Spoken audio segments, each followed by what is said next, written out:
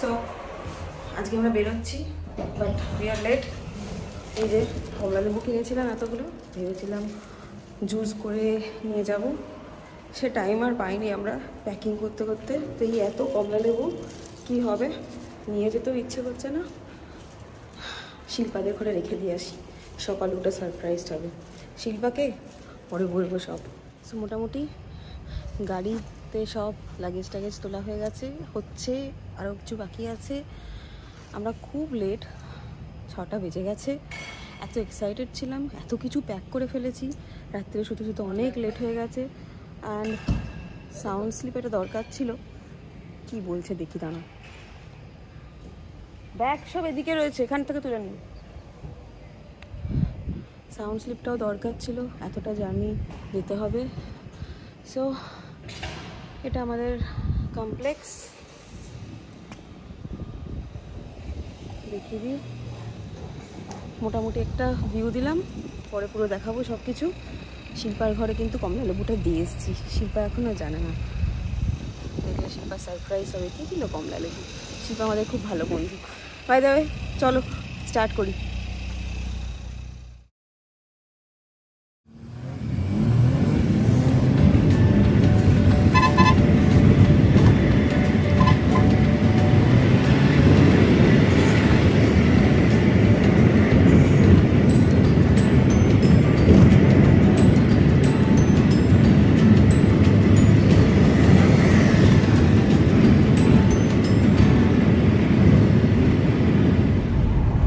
Bypass পেরিয়ে গেছি, এবার মা ফ্লাইওভারের দিকে যাচ্ছি আমরা।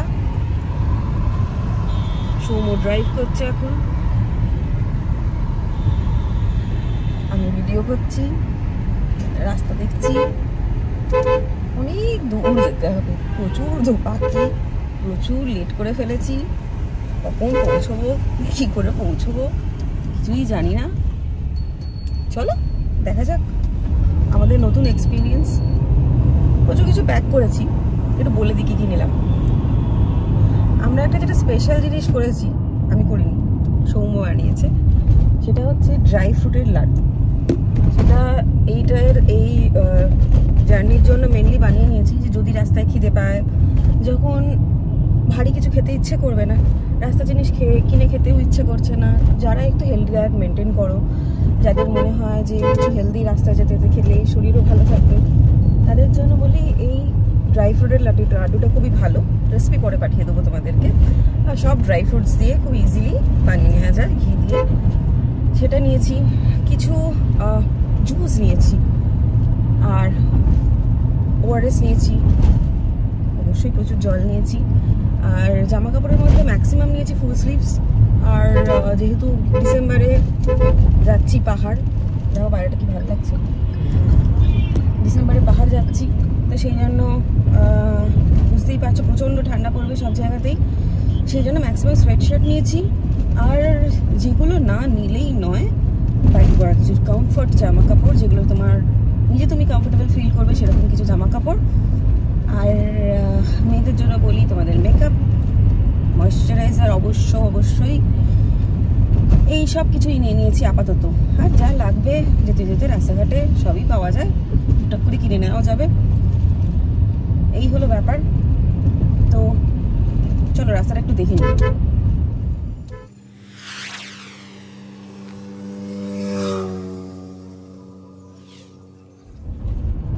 আমরা 7টা বাজে, এখন সবে আমরা সেকেন্ড হুগলি ব্রিজ ঢুকছি। নেক্সট এটাই আজকে আমাদের প্রথম টোল, সেই হতে এর পরের টোল ডানকুনি।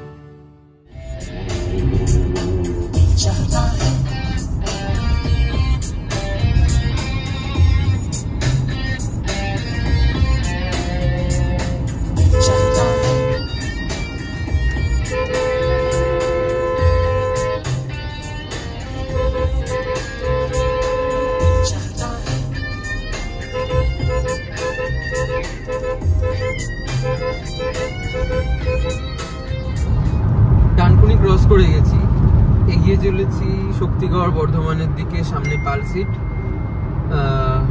কিছু ইনফরমেশন শেয়ার করি লং ড্রাইভে যাওয়ার জন্য। গাড়ির সার্ভিসিং খুব জরুরি। তো আমি যেমন 2 দিন আগে গাড়ির একটা জেনারেল চেক আপ করিয়ে নিয়েছিলাম, তোমরাও এটা করো। যার মধ্যে মেনলি ইম্পর্টেন্ট ব্রেক শু ঠিক আছে কিনা, সাসপেনশন ঠিক আছে কিনা, টায়ার ঠিক আছে কিনা, ব্রেক অয়েল, ইঞ্জিন অয়েল এগুলো সাফিসিয়েন্ট আছে কিনা, কুল্যান্ট ঠিক আছে কিনা, এগুলো চেক করে নেওয়া। এই জেনারেল জিনিসগুলো ছাড়াও আরেকটা জিনিস খুব জরুরি, যখন গাড়ি টানা 200-300 কিলোমিটার চলছে সেটার জন্য দরকার হচ্ছে টায়ার প্রেশার মনিটরিং। নর্মালি গাড়ির টায়ার তোমরা যাতেই রাখো 34-36 যেটাই মেনটেন করো না কেন, লং ড্রাইভে যখন যাবে ট্রাই করবে তার থেকে 1-2 পয়েন্ট কমিয়ে নিতে। যেমন আমি জেনারেলি 34 মেনটেন করে চালাই। তো আজকে শুরু করার আগে সকালবেলা আমার 32 আমি প্রেশার করে নিয়েছিলাম। এতে কি হয়, যখন লং ড্রাইভে গাড়ি চলে তখন রাস্তার সাথে যে ফ্রিকশনটা তৈরি হয় তাতে আস্তে আস্তে হাওয়ার প্রেশারটা বাড়তে থাকে। তো তুমি যদি শুরুই করো 36-এ, আফটার 2 আওয়ার জার্নি ইজিলি এটা 38-40 পৌঁছে যেতে পারে গরমকালে। তো তাতে টায়ারের উপর একটা এক্সেসিভ প্রেশার পড়ার চান্স থাকে। তো সেইটাকে অ্যাভয়েড করার জন্য অলওয়েজ রেকমেন্ড যে টায়ার একটু কমিয়ে রাখো, যাতে লং ড্রাইভে যাওয়ার সময় টায়ার সুস্থ থাকে, তুমিও সেফ জার্নি করতে পারো।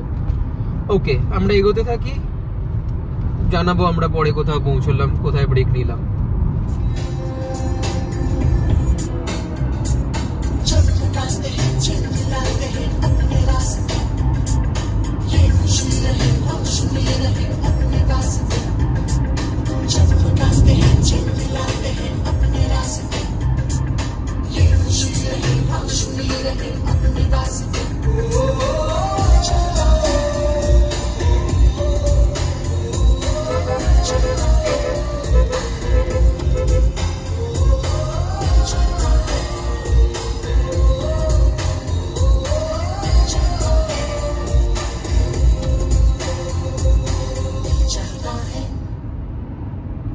দেড় ঘন্টা গাড়ি চালিয়ে একটা ছোট্ট ব্রেক নিলাম আমরা একটু চা খেতে। কারণ বেরিয়েছিলাম যখন শুধু জল খেয়ে বেরিয়ে পড়েছিলাম, এত লেট হয়ে গেছিলো, একটু চা দরকার এখন। তো 70 কিলোমিটার প্রায় চলে এসেছি। প্রচুর লরি বেরিয়ে পড়েছে গাড়ির রাস্তায়, একটা টি ব্রেক নিয়ে নিই।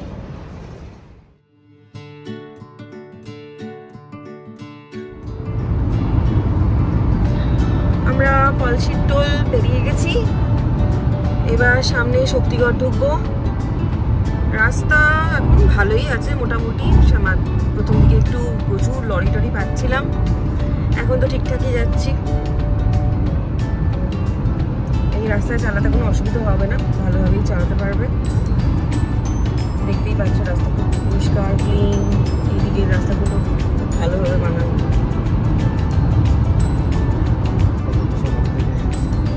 2 ঘন্টা 100 কিলোমিটার হবে না, এত লরি মাঝখানে। এই মাঝখানে এই টোটোগুলো হচ্ছে নাইটমেয়ার, কোথা থেকে যে চলে আসে ভূতের মতো।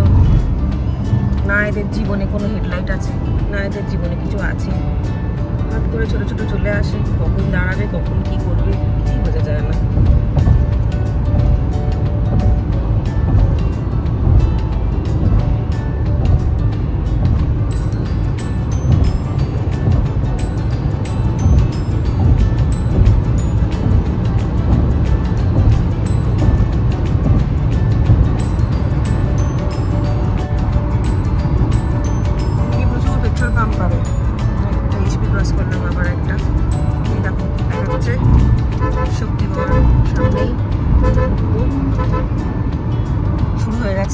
ল্যাংচা মহল, শক্তিগড় মানেই তো ল্যাংচা।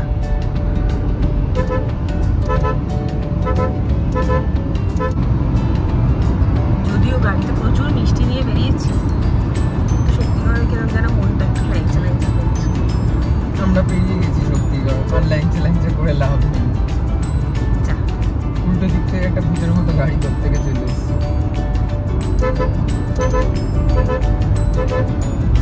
ঢুকলো না কপালে ল্যাংচা।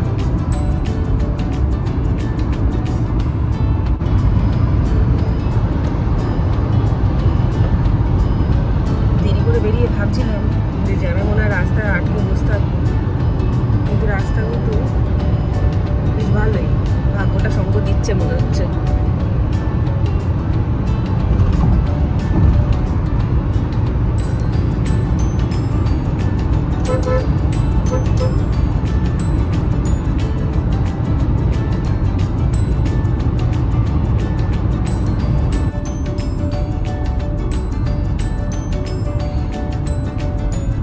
বর্তমান হাইওয়েতে যাচ্ছি আমরা।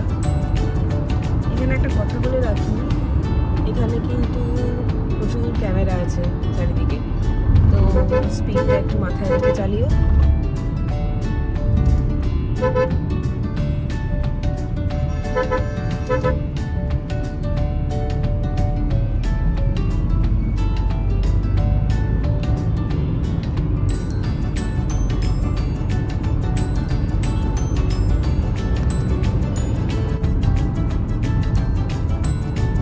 সামনে রাখি একটা বাস,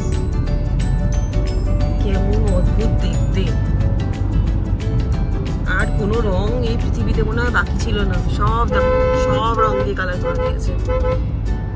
এতে আবার উপরে সব লোকজনও বসে আছে।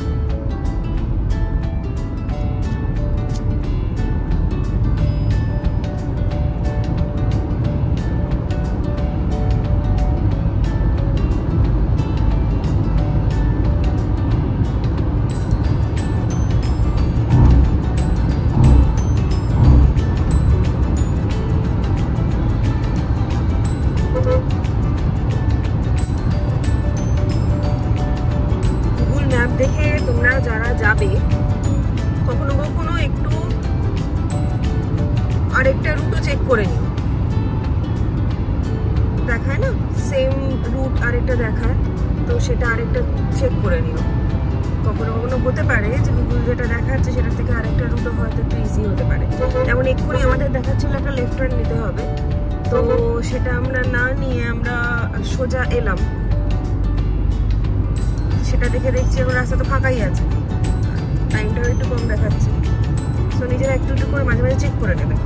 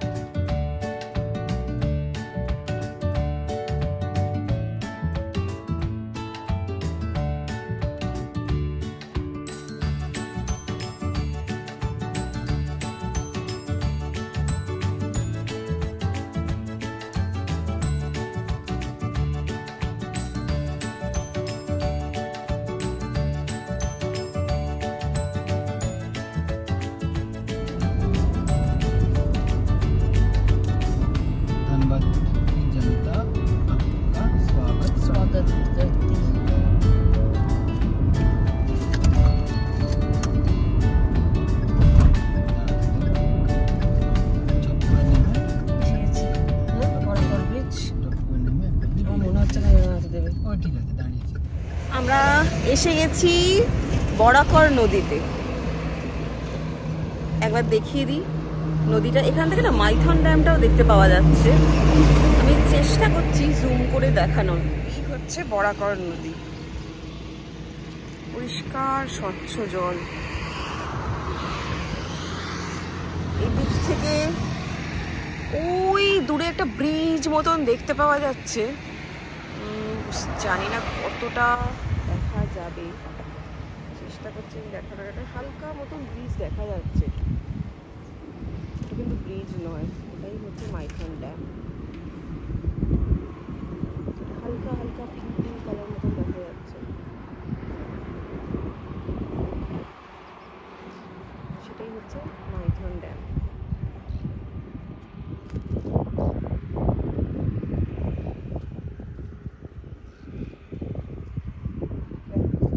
সুন্দর নদী একটা, স্বচ্ছ চকচকে জল।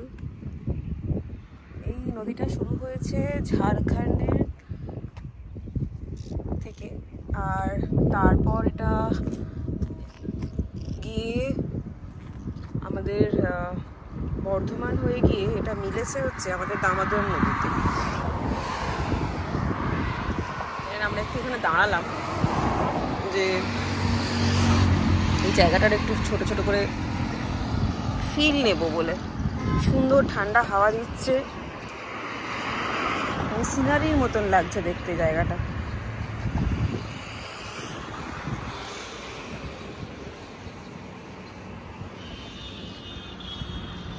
এটাকে বলে বরাকর ব্রিজ।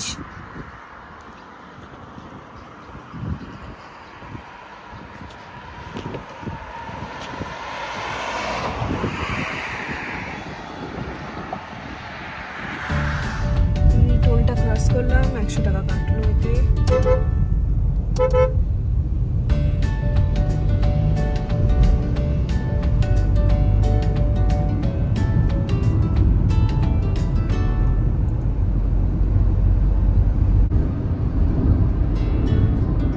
পাহাড় দেখতে পেয়েছি প্রথমবার। দারুণ রাস্তাটা।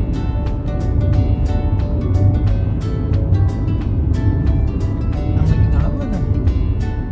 এখন কি দাঁড়ানো দরকার?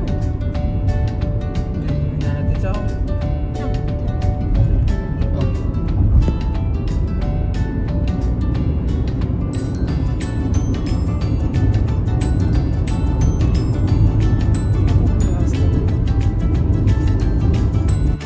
এই যে পাহাড়টা দেখা যাচ্ছে, এটা পরেশনাথ পাহাড়। এর ওপরেই পরেশনাথের মন্দির। আমি জুম করে দেখানোর চেষ্টা করছি, যদি দেখা যায়। একটা যে ছোট্ট সাদা মন্দির পাওয়া যাচ্ছে, এটা হচ্ছে পরেশনাথ মন্দির। এর ওপরেই সবাই হেঁটে পরেশনাথের দর্শন করতে যায়। আর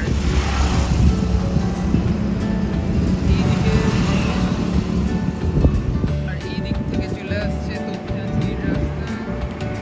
আর আমরা যাব এই দিকে। আরেকটা জিনিস তোমাদেরকে এখন দেখাবো।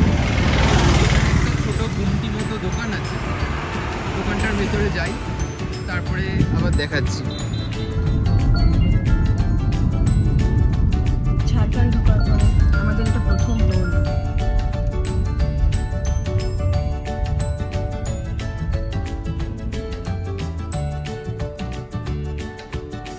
ঝাড়খণ্ডের প্রথম টোলে ঢুকলাম।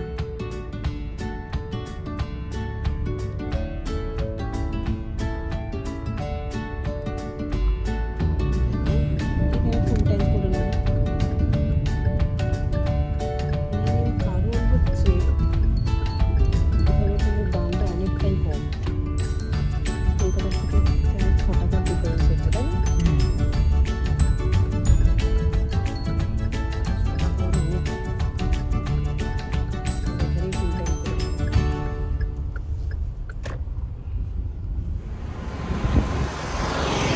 হাই, সকাল থেকে আমরা মোটামুটি গাড়ি চালিয়ে নিয়েছি 5 ঘন্টার কাছাকাছি। এসছি 350 কিলোমিটার। তোপচাঁচি ক্রস করে ঝাড়খণ্ডের একটা জায়গায় আমরা রাস্তার সাইডে 15 মিনিটের জন্য জাস্ট লেগ ব্রেক নিলাম। জায়গাটা খুবই সুন্দর। হাইওয়ের পাশে দাঁড়িয়েছি। এই সোজা চলে যাচ্ছে হাইওয়ে, এদিক থেকে আসছে গাড়ি। ওই দূরে আমি যে ক্যামেরাটা যদি ঘোরাতে পারি, এই দূরে যে পাহাড়টা দেখা যাচ্ছে, এটা পরেশনাথ পাহাড়। এখানে একটা বেশ ভালো তলোয়ারের দোকান পেয়েছি আমরা, ঢাল তলোয়ার। বিশাল বেশ অনেক কিছু স্টক রয়েছে, শোপিস যদিও সব কিছুই।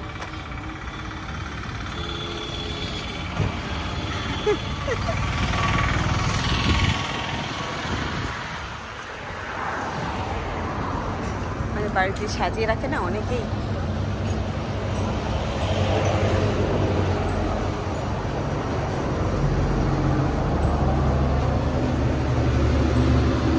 এগুলো বেশ ভালো।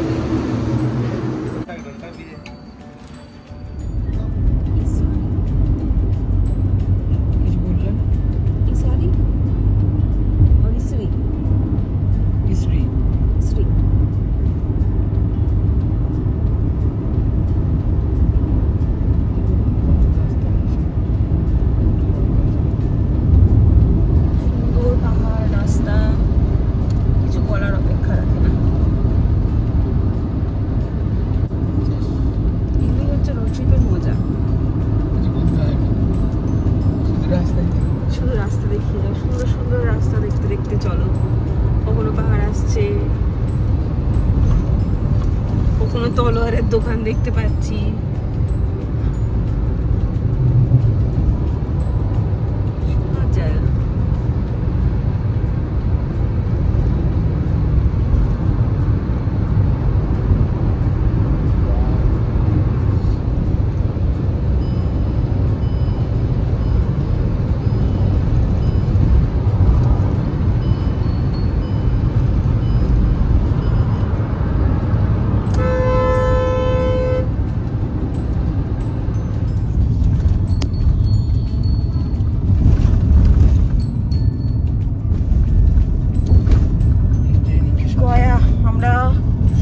ক্রস করছি।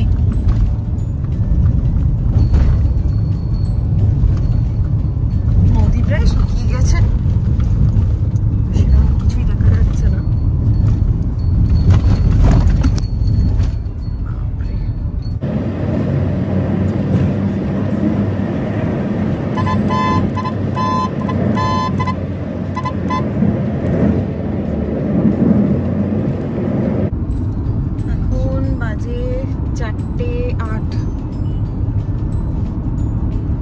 ক্রস করছি সোন রিভার, সোন নদী।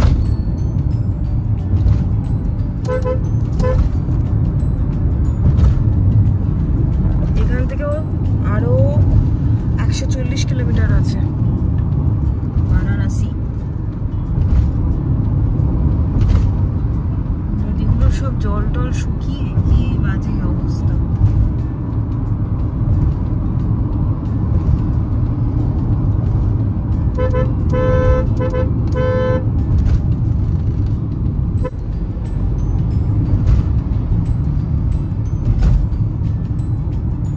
একদিকে চড়া পড়েছে একটুখানি, কিন্তু তাও মোটামুটি এই পাশটাতে খানিকটা জল দেখা যাচ্ছে। আবার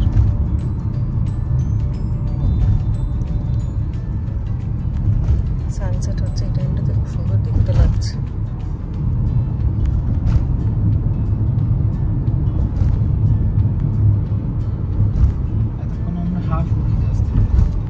হ্যাঁ, ব্রিজটা অনেক বড় ব্রিজ।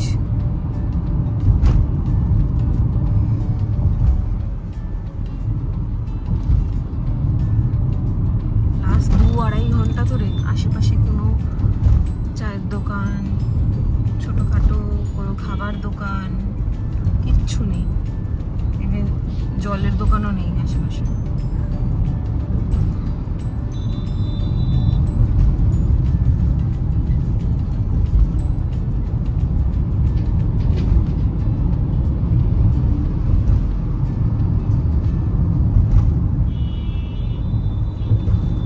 আমরা আবার একটা ব্রেক নিলাম।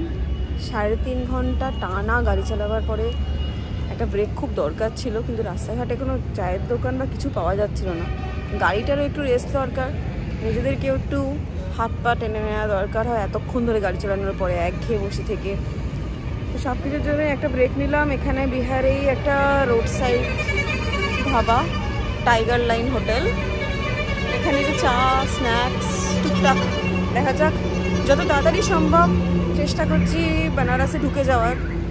এখনও তো দেখাচ্ছে এক্সপেক্টেড টাইম টু অ্যারাইভ দেখাচ্ছে 7:30। 7:30টায় পৌঁছতে পারি কিনা দেখি। It's all about traffic and road condition. এখানে রাস্তাগুলো খুব একটা ভালো না, তাও দেখা যাক, ট্রাই করি। সকাল থেকে কনস্ট্যান্ট গাড়ি চলছে, খুব এক্সাইটেড আমরা, তাই জন্য টায়ার্ডনেসটা খুব একটা আসছে না। চলো একটু চা খেয়ে নিই আমরা একটু ততক্ষণে।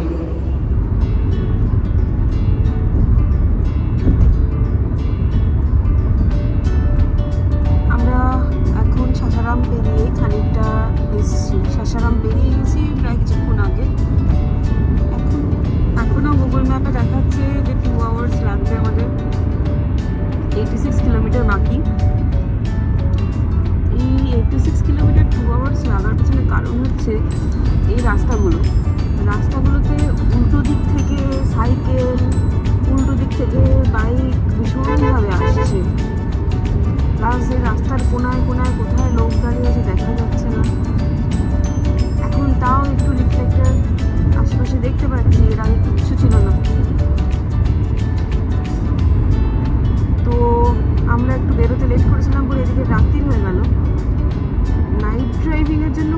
একটা সেফ না, খুব দেখে শুনে বুঝে শুনে চালাতে হবে।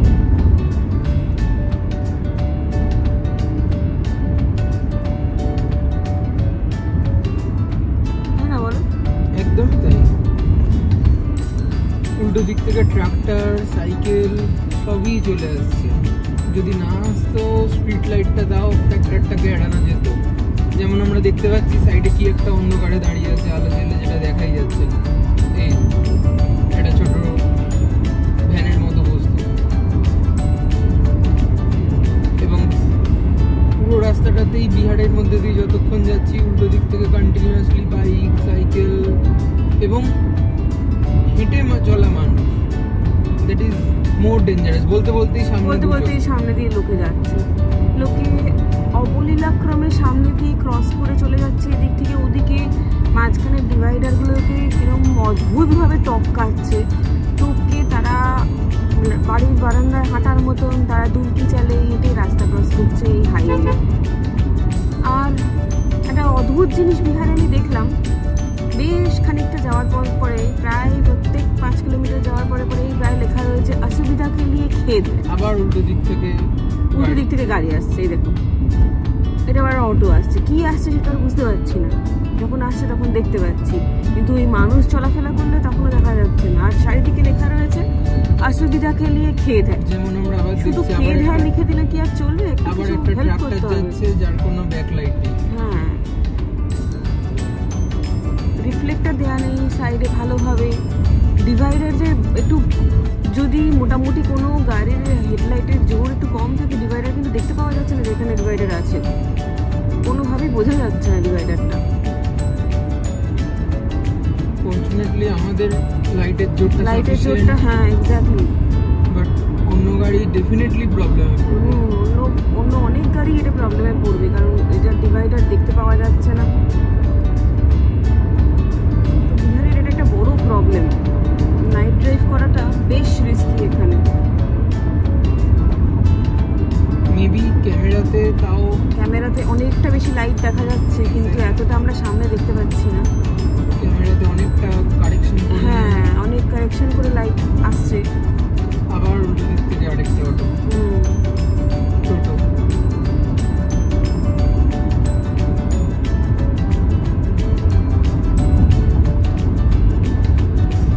পুরো বিহারটা পেরিয়ে গেলাম, কোথাও পুলিশ দেখতে পেলাম না। হাইওয়েতে কোনো সেরকম সুরক্ষা নেই এই জায়গাটাতে। অ্যাজ ইউজুয়াল আবার বাইক, আবার সামনে হেঁটে যাচ্ছে। এইভাবে খুব কেয়ারফুলি ড্রাইভ করতে হচ্ছে।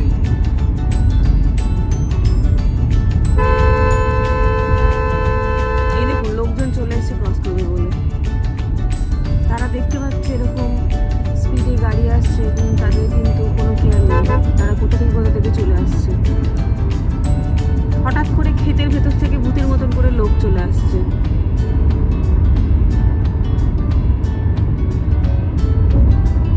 আই থিঙ্ক আমরা মোহানিয়া ক্রস করে যখন পূর্বাঞ্চল এক্সপ্রেসওয়েতে উঠবো তখন হয়তো সিচুয়েশন বেটার হবে। দেখা যাক।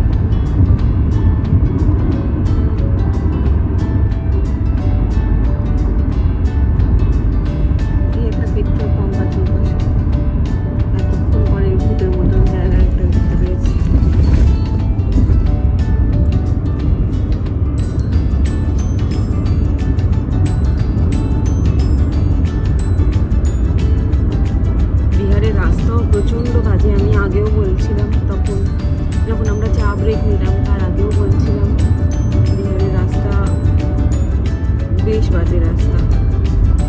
আর এখানে গাছপালা কম, এই ক্ষেতগুলোতে ফসল ফলার পরে এগুলোকে জ্বালিয়ে দিচ্ছে চারিদিকে, ওই জন্য ধোঁয়া বাড়ছে, পলিউশন এক্সট্রিম লেভেলে বাড়ছে।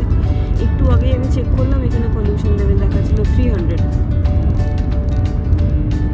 রীতিমতো উইদাউট ইন্ডাস্ট্রি শহরাঞ্চল নয়, গ্রামাঞ্চলে 300 ইজ হ্যাঁ। আর রীতিমতো নেমে ফিল করা যাচ্ছে, আমি যখন চা খেতে নামলাম তখন রীতিমতো নাকে ধুলো ধুলো লাগার মতন, মানে একটা সেই মানে দম বন্ধ হয়ে যাচ্ছে যেন যেন ধোঁয়ায়, সেই রকম একটা ফিল হচ্ছিল ওখানে নেমে। গাছপালা কম, তো এটাই আর কি, যে সকাল সকাল বেরোবেন আর চেষ্টা করবেন এই জায়গাটা দিনে দিনে ক্রস করে যাওয়ার, কারণ রাত্রিটা বেশ রিস্কি, খুব পোক্ত হাত দরকার এখানে ড্রাইভ করতে। আর এখানে ড্রাইভ করতে গেলে আগে থেকে একটু ম্যাপটা আমি বলবো দেখে আসাটা উচিত, কারণ এখানে ম্যাপ দেখে রাস্তা দেখে দুটো একসঙ্গে দেখে চালানোটা কিন্তু বেশ টাফ হয়ে যাবে, কারণ রাস্তা থেকে 1 সেকেন্ডের জন্য চোখ সরানো যাচ্ছে না। এই দেখুন সামনে দিয়ে কিরকমভাবে বাইক আসছে, দেখুন ওদিকে কিন্তু রাস্তা আছে, তার সত্ত্বেও এদিক দিয়ে বাইক চলে আসছে।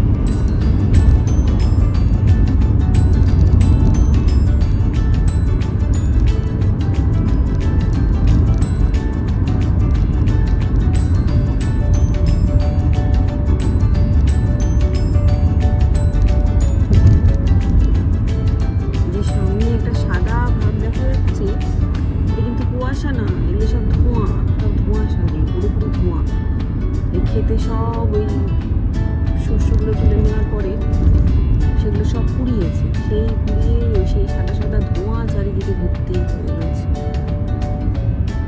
সামনে কিছু দোকানপাট আছে, তাই জন্য একটা ডাইভারশন আছে বলে এখানে একটা রিফ্লেক্টর লাগিয়েছে।